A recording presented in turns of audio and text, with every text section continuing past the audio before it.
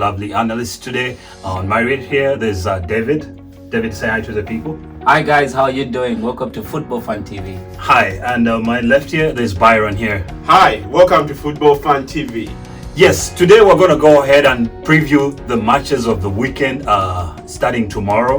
We have United against Crystal Palace, and then we have Chelsea against Liverpool, and then we have Arsenal against Westham, and lastly on Monday we have Man City visiting Wolves. Today I'm going to start with you, Byron, here. We're going to start with Arsenal versus Westham. What do you think is going to happen?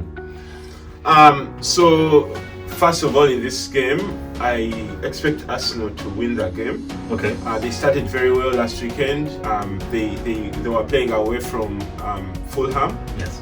They were able to win that game 3-0. They didn't concede any goals. Okay. So Gabriel was able to make his debut. Okay. And he was excellent. Okay. Willian was also excellent on his debut. Yes. This is going to be the second game for Arsenal. Okay. And it's also the second game for Westham. Okay. Westham lost their first game Against Newcastle, 2-0. Yes, they lost their first game against Newcastle. Okay. And they've been, to put it lightly, very disorganized in my opinion. Yeah.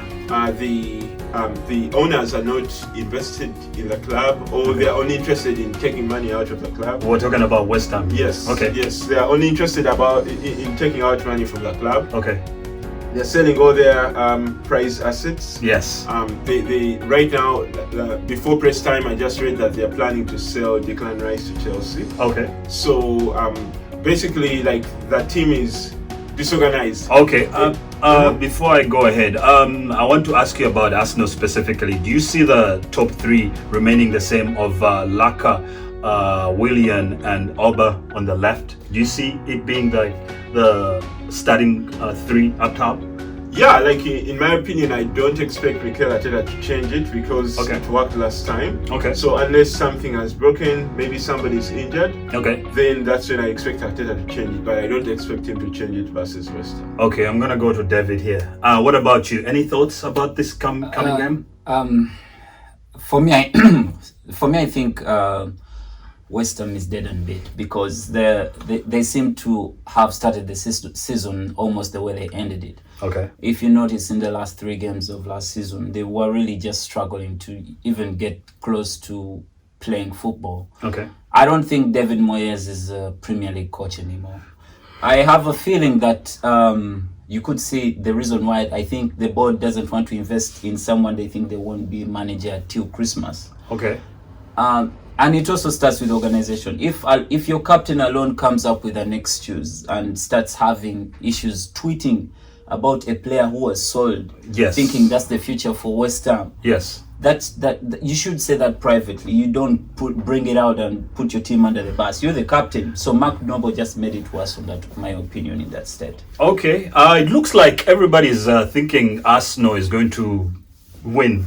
I actually any predictions right now? Well, so Arsenal probably will win this game, but let's not forget that this is a derby. Okay. For Arsenal, and like in derbies, like West Ham tries to play really well. Okay. And because they had all these issues like off the field, we shouldn't just like discount them. I don't think that Arsenal will just come and like roll them over. Okay. And the other thing I wanted to mention is that West Ham didn't actually play poorly towards the last part of the season. Yeah. I remember they got a draw at United. They beat Chelsea. So I think they might be able to get a good result in this game. They didn't play poorly, like I say, but they were just like going through games. And if you could notice, if it wasn't for Antonio in those games, it was... Yeah, because they were over-reliant on Antonio. Remember when Antonio scored a hat-trick? Yeah, I remember. Did you see the kind of way he scored? There was no creativity in that team. I remember that, but I remember Souček, he scored twice against United. Okay. Yeah. He also scored against Chelsea. So they have something going, even though they have issues. So we can acknowledge that they have issues, but we can't say that. So what's your prediction? That's all I'm asking for right now. So my prediction for this game, probably 2-0 Arsenal. Okay. What about you? I'm going for 4-0 Arsenal. No chance. Oof. No chance. Absolutely no chance. Well, guys, there you had it. That's 2-0 against Arsenal, and then 4-0. This is a routing on this side, and this is a comfortable win against Arsenal. No chance. So, guys, we're going to go ahead and preview United against Crystal Palace. What are your thoughts, David? This upcoming match, the first match for United again, Old Trafford, and then against Crystal Palace, who we've been having a difficult time just beating comfortably over the last few meetings. So, what are your thoughts? I hope this time Van Hondens is not playing, because every time he plays us, he has a way of scoring us. Anyhow, before that game, I expect United to come out all guns blazing. It's your first game, It's your first game of the season. Okay. You need to put out a statement. Okay. Of course, United fans are disappointed with the transfer business, but as a manager, Ole shouldn't come up with any excuses, because I think the only players who are not fit are players who don't really play. So if you tell me Jones is not fit, I'm not worried. Really. Okay. So is Pogba going to play in that game? It's going to depend on his fitness, because I have a feeling since he just came back, since he contacted COVID, so he wasn't training much. So he just had a week of training. But he's a professional player. I'm sure if they tell him to play, he'll be ready to play. And not to forget, United is 18 games unbeaten right now in the Premiership. So, that's what I think. And Van der Beek, do you think he's going to start? Or will he play a role?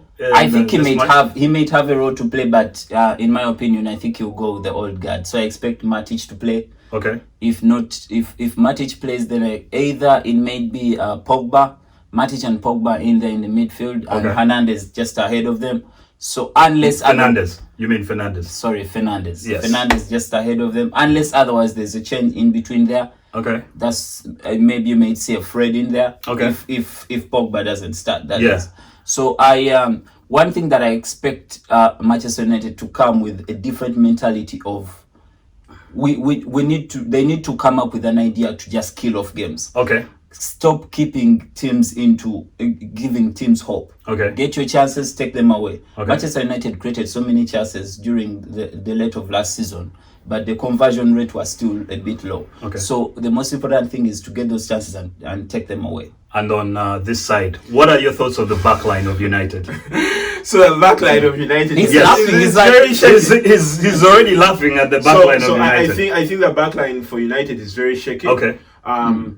Maguire, I still have questions about Maguire. Yeah. And Lindelof is shaky still. Yeah. So in this game, my expectation is that since Crystal Palace already have played one game, they won that game. Okay. They will score goals in this game. They'll score goals against United. Okay. So I wouldn't be... They're not going to score. Okay. I wouldn't be too shocked if this game ended in a draw. Okay. Or if Crystal Palace took it 1-0. Yeah, because the last game, Crystal Palace played a 4-4-2. But when they are playing United, they play 4-5-1 with Ayew up top. Yeah, which is the last game, they played Zaha and Ayew up top as the two strikers. So, I don't know. Now we'll think about your predictions. What are your predictions? My predictions are 1-0 Crystal Palace. 1-0. What about you, sir? David? First of all, let me say this. Okay. I have no doubt that Crystal Palace is also going to come out blazing and is going to try and create chances. Okay. But Crystal Palace is coming to Old Trafford. Even if there are no fans, what they should know is that this is United wants to make up a statement. So they are going to make it difficult for United to beat them. Okay. So they are going to try and play on a counter-attack, right? So if they're going to try and play on a counter-attack, that means that United will be vulnerable on a counter with Zaha, with space, Ayew, space out there. So I think I'm going to do a 3-1. 3-1 United. 3-1 United. I will do a 2-1 United, and I'll see Fernandes scoring a penalty. Oh my God. Fernandes. Scoring a Fernandes, yes. Then we'll go on to our next match, which is going to be the biggest match of the weekend. It's Chelsea against Liverpool. I'm sure all of you are excited about this match. We're talking about, a lot has been said about Chelsea, about the new signings. I'll start with David. Chelsea versus Liverpool. Give me your thoughts about the upcoming match. There are 3 deciders in this game. Okay. To me, that are going to determine who's going to win this game. Okay. One, who is going to play in goal for Chelsea? Okay. It's very important. Mm-hmm. Okay. Because I have a feeling, I think every time any other team has meetings and they're going to play Chelsea, I think they just say that if you're 18 yards away from goal, shoot. The conversion rate from there against Kepa is like 90%. Yes. So it's going to be very tricky for Chelsea in that department. Okay. My second thought is, can Chelsea ensure that they press Liverpool? Okay. Like Leeds. Okay. The difficulty with that is that do they have the ability to, which I think they do, because Christensen played really well in the game against Brighton, but of course it's Brighton, I understand. Okay. But they need to ensure that they don't give Liverpool time to settle onto the ball. Okay. If they press them high and play those balls in behind, the way we saw the runs of TIMO Werner in the game they won against Brighton, okay, I have a feeling Liverpool will concede. Okay. But notwithstanding, my last I don't want Lampard to come playing against Liverpool like he's playing, it's Liverpool, he needs to come out brave. Okay. And I don't think, in my own opinion, I don't want him to start players like Kai Havertz. Yes. Okay. Because if you're gonna play him on the left-hand side against such a team, you're wasting his talent there. Okay. If you can't play him in the midfield, because this is going to be a fast game. So okay. and he slows the game down, if you've noticed. Okay. He holds, when he gets the ball, he wants to look up. He's kind of a player you would love to put at a team which puts blocks in front of you for him to create gaps. So if it's fast-paced and it's just one touch and go on, I'd rather play some other player in my opinion. Yes, the last time the last match they came out with a 4-3-3 with Jorginho and Kante, and I imagine Kante was on the left-hand side that's of the midfield, and then I think Jorginho was in the middle.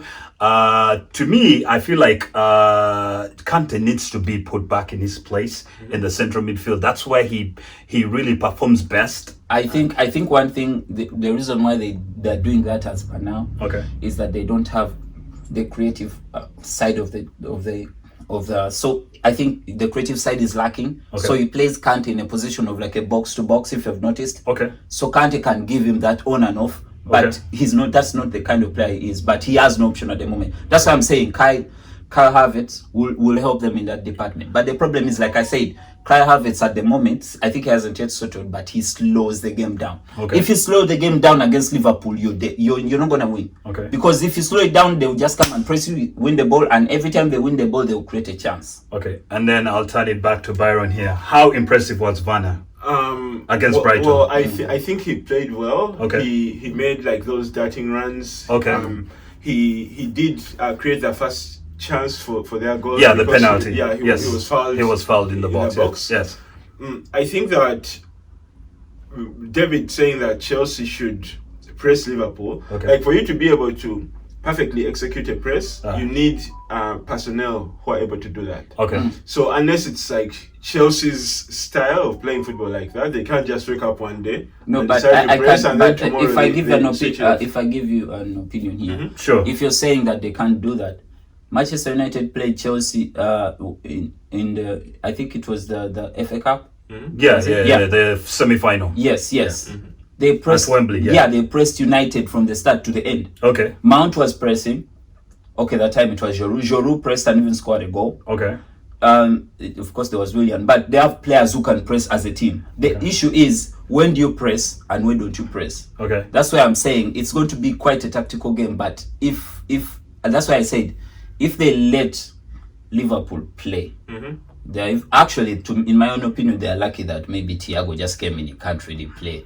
If Thiago was going to play and they would let him get the ball and decide who to give it to, they would be finished. But the most important thing for me, I think, in my own opinion, I think Ben Chilwell should play. So which will make it a very interesting battle on the left hand side with Salah and Ben Chilwell.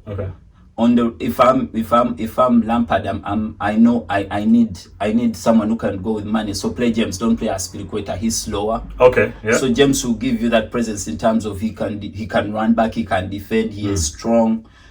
against Mane. So it's going to be a bit of a chess game. But the most important thing, like I said, the difference is going to be in the spine of the team.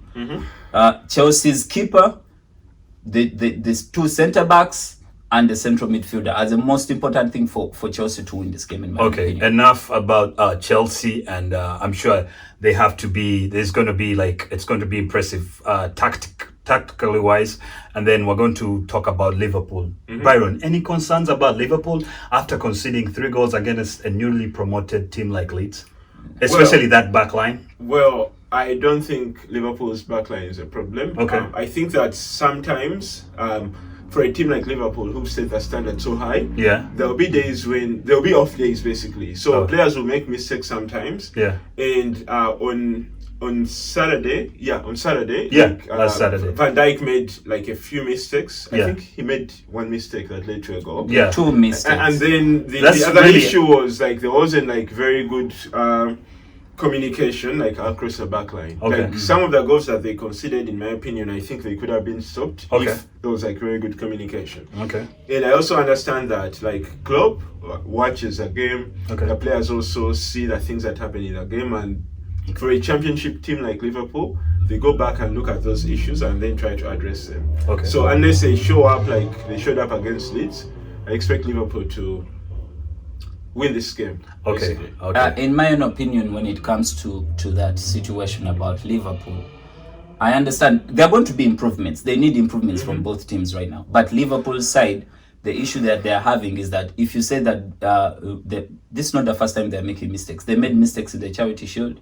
Community Shield. They made mistakes in the last game they played against Chelsea, where Chelsea almost came back from, of course, they were already in a holiday mode. But the mistakes started before lockdown, against Atletico Madrid. So I understand you may say that you can have an off day. Liverpool hasn't been playing well just way back from early March. So there are going to be issues. I expect that. And I still expect that they need to find a way of getting that sorted out. But in my own opinion, if he goes with the same team that played against Leeds, Chelsea will score. I do not expect, if Henderson seemed off to me. And I think he's going to go with Fabinho in there. So if he goes with Fabinho, at least you give him a little bit spine. I think Henderson can play alongside Fabinho, not to be the one who is deeper, but at least to assist the deeper one. David is looking like he's leaning against a Chelsea victory. Are you predicting a Chelsea victory here? I'm going for a draw. A draw? What about you?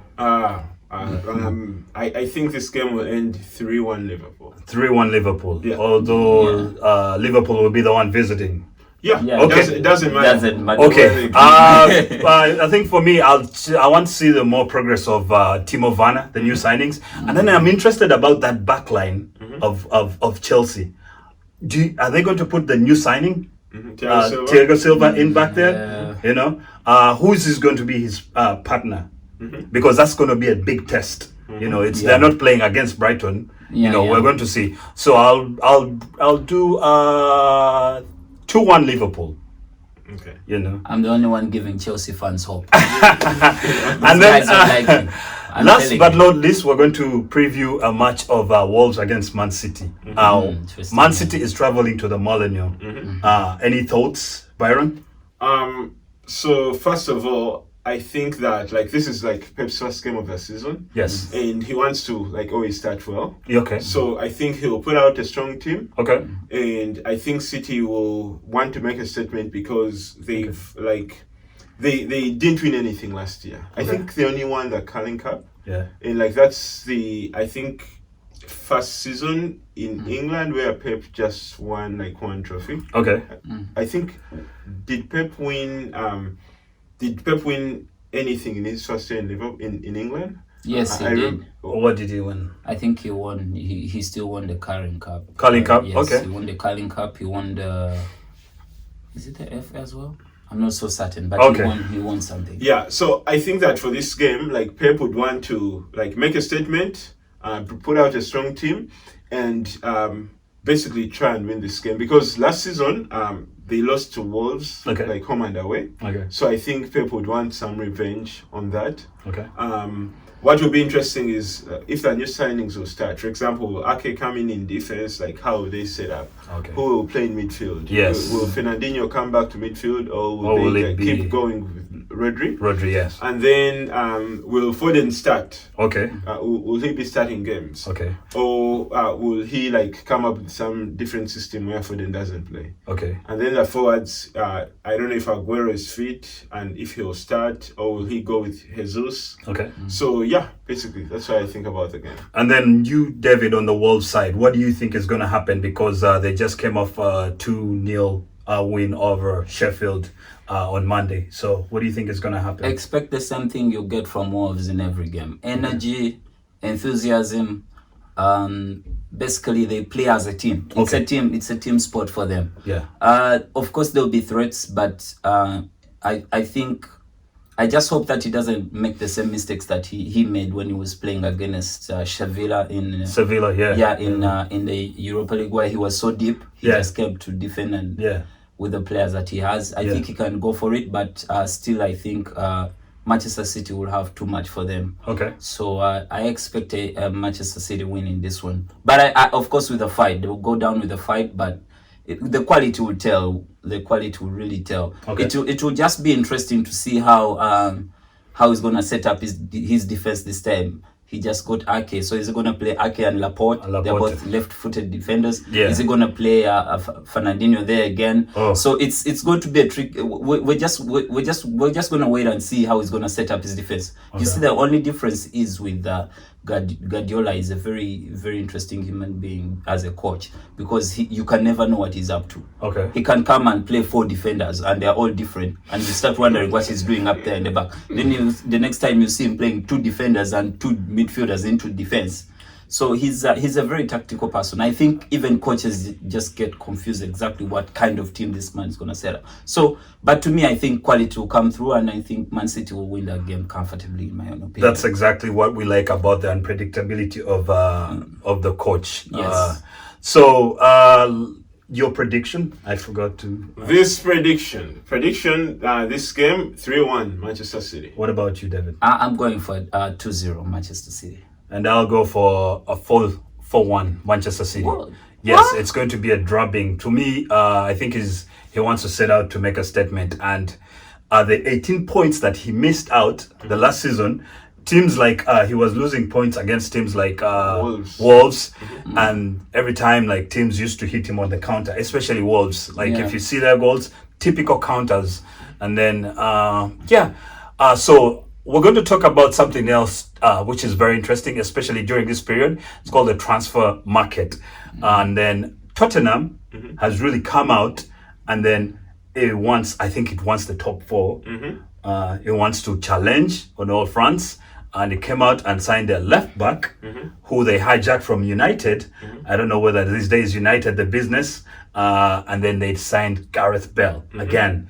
Gareth Bale is coming back to the Premier League. How exciting is that? Byron, what are your thoughts of Tottenham signing those 2 players?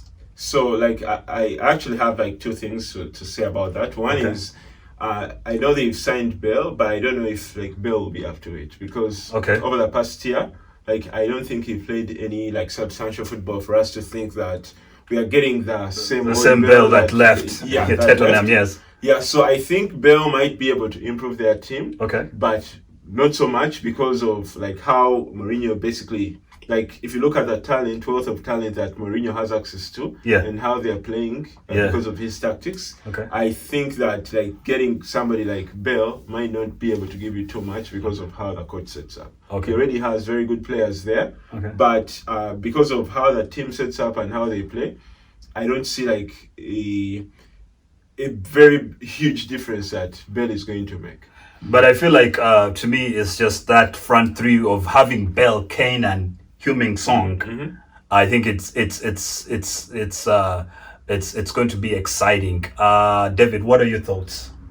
My thoughts about Tottenham's transfer window is Mourinho has made some transfers of players that really look Mourinho-like. Okay. To me, I don't think Bale is Mourinho-like. I think Bale is coming in because of Daniel Levy. Okay. I think it's a personal issue here. I was going through my Twitter, and then I saw a post where they put Bale was gonna have was gonna play golf this afternoon or Friday afternoon with Daniel Levy. Okay. And I in my mind I was like, is this really a Mourinho signing? But then we can't take it away from Gareth Bale, four-time Champions League winner. Okay. He has the talent, no doubt. The issue is, can he be fit? He has hardly been fit in Spain, and Spain is softer than the Premier League. So I'm not taking that out of him, but I don't think to me was a good move. But still, Bale wanted to come back to his past team. Okay. But that will put down what are you going to do? You just bought Byron. Okay. You have a young talented player called Fernandez. Okay. So what are you going to do for those two players? So are you going to play Bale ahead of Byron? Byron, okay, will be like, why did I come here? Okay. What am I doing here? Yeah. So in my own opinion, I think he'll give them that pace up front, but it won't be enough for them to get into the top 4, in my own opinion. Okay, to me, like, it's going to be exciting, but if we remember, Mourinho had a few injuries the last time out. Like I think Heung-min-Son was out, Harry Kane was out, like left and right, Dele Alli was out at some point. I think even having that wealth of talent will also help him to stop complaining, because his press conferences, when he doesn't have people, he will say it out loud, and he will mention it. And then the other thing is that I think Bale, any team can welcome Bale. Right. Yeah. In the Premiership. Yeah. No one is saying Bale. No one is saying Bale is a poor player. Bale is a good player, but is he up to it again? Yeah. Like he took like a year off. He was just playing golf. He didn't want to play anymore. So will he show up? Okay. He already has everything he needs. So I don't think he might not be up to it. Okay. So we'll see. And also, okay. You talked about United signing, Tottenham signing a left back. Yes. Reguilon. Yeah, Reguilon. So yes. I think that says more about United than it does say about. No, I actually think for United's case is quite understandable in this case. Okay. Because Reguilon had there is a policy that Real Madrid wanted to do in order to sign him. You have there is a sign back clause. Yes. There. And Manchester United said, we're not going to go for it. It's their right. Because if you're going to develop a player for 5 years, and after 5 years he becomes so good, and now when he's so good, you just come and be like, okay, now we have a sign back clause. Can we have a player back? Okay. I think that is really, these are two big giants. They are egos. You don't expect them to just go with it. Tottenham had no option on that one, because, come on, they need a left back. Do they have any? Davis, really. So, okay, there's multiple ways in which we could unpack this. One is, right now, what does a team need?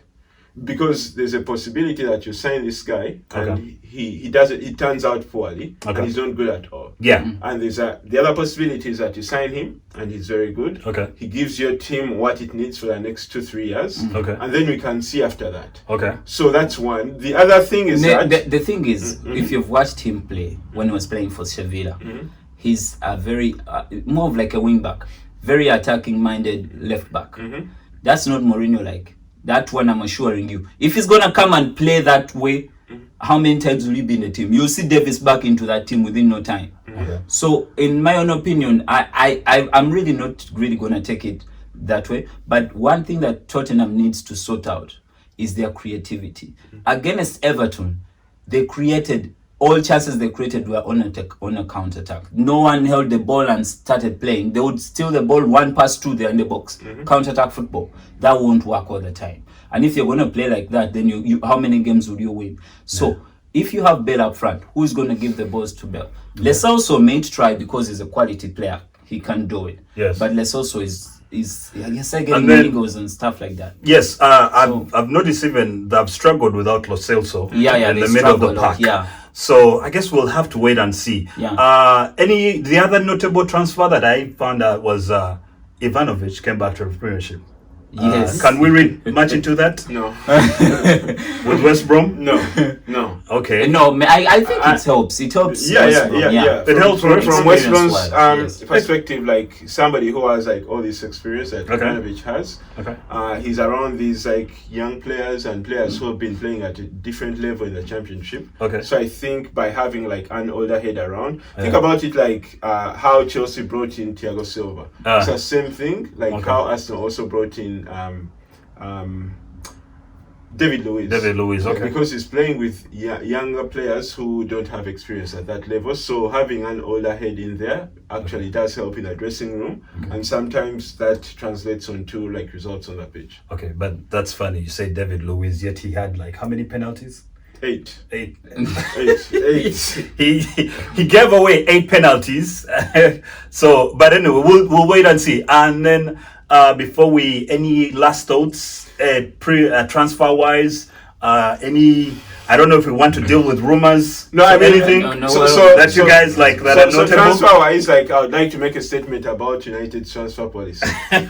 So in my opinion, I think that the people who are running that team right now and running that team's transfer business don't know what they're doing. Okay. Like if you look at the players that United has been interested in, like this transfer window, and the problems or the gaps that United has, they failed to move any of those deals across the line. Okay. Basically, they come out with like complaints. For example, trying to sign Sancho, the team that owns Sancho says pay us 120 million. Okay. And then United comes and they want to sign the player, but they don't want to come up with the money. Okay. It doesn't make sense. So if I just concentrate on this transfer alone, so what prospects has United seen Sancho? First of all, he's a very good player.